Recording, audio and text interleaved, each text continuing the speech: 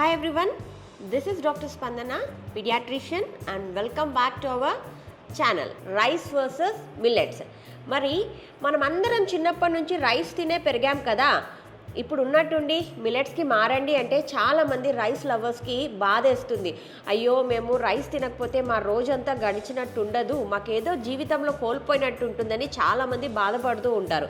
మరి ఇప్పుడు millets తినమంటున్నారు, millets తింటే ఏమో చాలా హెల్తీగా ఉంటామంట, మరి కన్వర్ట్ అయిపోదామా అని టెన్షన్ పడుతూ ఉంటారు. అండ్ దాంతోపాటు ఇంకా ఏం ఆలోచిస్తుంటారు, ఈరోజు ఒక్కరోజు రైస్ తిందాంలే, రేపటి నుంచి మిల్లెట్స్ తిందాంలే అని ఆలోచించే వాళ్ళు కొంతమంది. ఇంకా ప్రోటీన్ విషయంకి వస్తే రైస్లో తక్కువ, మిల్లెట్స్లో ఎక్కువగా ఉంటుంది.